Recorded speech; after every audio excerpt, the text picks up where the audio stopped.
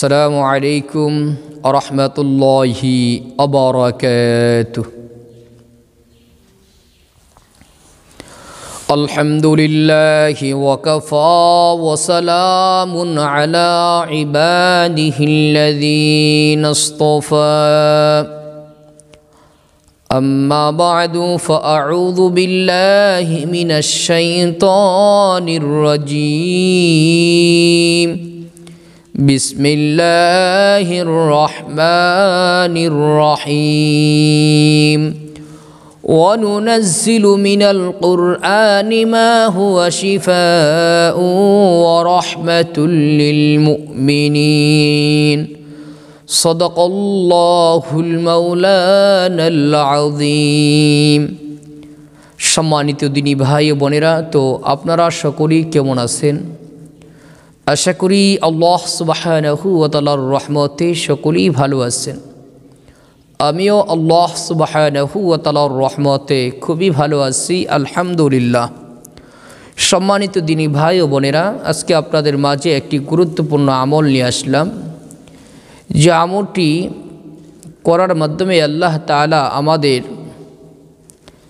ভিতরে যে মোহাব্বত থাকা প্রয়োজন, ভালোবাসা থাকার প্রয়োজন, পারিবারিক সাংসারিক পরিবারের লোকদের মধ্যে যে পরিমাণ মোহাব্বত থাকার প্রয়োজন, আল্লাহ তাআলা এর চাইতেও বেশি পরিমাণ মোহাব্বত আল্লাহ তাআলা সকলের মধ্যে পয়দা করে দিবেন।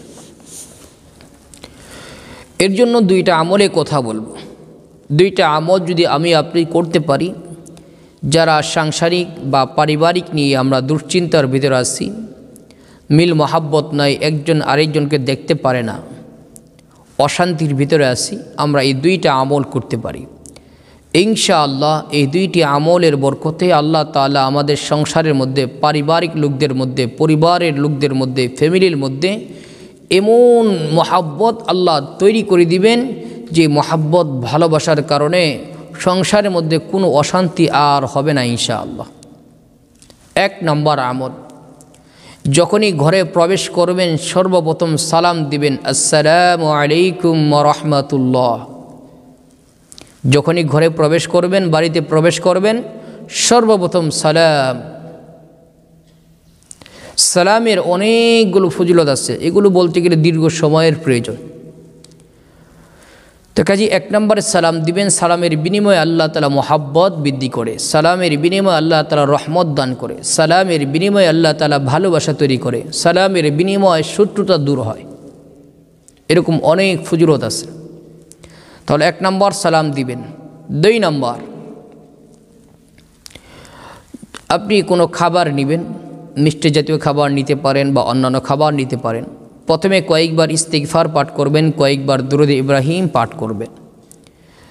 এরপরে শুধু বিসমিল্লাহির রহমানির রহিম, বিসমিল্লাহির রহমানির রহিম 786 বার পাঠ করবেন, ফু দিবেন খাবারের মধ্যে।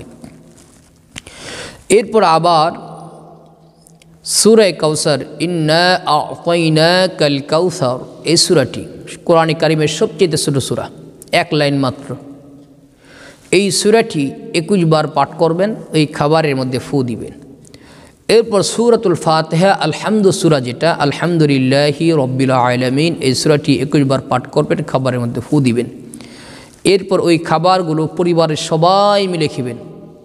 ইনশাআল্লাহ দেখবেন পরিবারের মধ্যে, ফ্যামিলির মধ্যে আল্লাহ তাআলা প্রচুর পরিমাণে ভালোবাসা, মোহাব্বত আল্লাহ তৈরি করে দিবেন। তাহলে এক নম্বর আমল হইতেছে সালাম দিবেন। দুই নম্বর আমল, যে আমলটা বললাম, এই আমলটা করে সবাই মিলে খাইবেন মাঝে মাঝে। ইনশাআল্লাহ দেখবেন ভালোবাসা, আল্লাহ মোহাব্বত আল্লাহ তাআলা বাড়িয়ে দেবে, বৃদ্ধি করে দেবে ইনশাআল্লাহ। আল্লাহ তাআলা আমাদেরকে আমল করা তৌফিক দান করুন, আমিন। আসসালামু আলাইকুম ওয়া রাহমাতুল্লাহি ওয়া বারাকাতুহু।